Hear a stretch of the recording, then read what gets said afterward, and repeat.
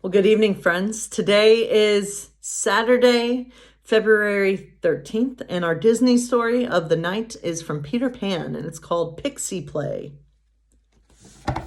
What do you say, Tink? Can you get it? Asked Peter Pan. Peter and Tinker Bell were floating high above the streets of London, right outside a large open window. Inside, 3 kids were sleeping soundly. Tinker Bell nodded and darted through the window. The last time Peter had visited this house, the children, St. Bernard, Nana, had spied him outside the nursery window. She tried to grab him, but all she got was his shadow. Tonight, Peter had come to get his shadow back. Peter watched from the windowsill as Tinker Bell flew around the nursery. First, she flew over the eldest child, Wendy, and then over the girls' 2 younger brothers, John and Michael. All 3 kept right on sleeping. But when Tinker Bell flew over Nana, the dog awoke with a sneeze. Tinker Bell's pixie dust had tickled Nana's nose. "Woof, woof!" barked Nana, trying to grab the fairy, but the poor dog's feet couldn't find the floor. The pixie dust had lifted her off the ground. I know, I do a great impression of a dog.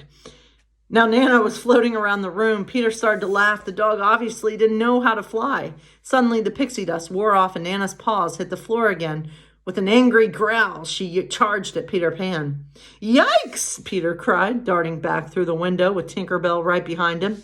"Back to Neverland, Tink. We'll get my shadow back tomorrow night." And with that, Peter and Tinker Bell soared into the sky and vanished. Back inside the nursery, Wendy suddenly woke up. "What's this?" she cried, touching the window. Her hand sparkled with pixie dust. "Peter Pan must have come back looking for his shadow." "I'm so sorry I missed him," Wendy told Nana with a frown of disappointment.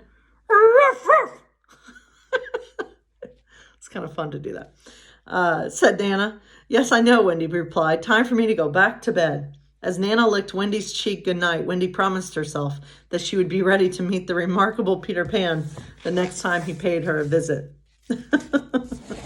And you're welcome for the great dog impression from me. I won't quit my day job. So God bless you all, my friends. Have a good night.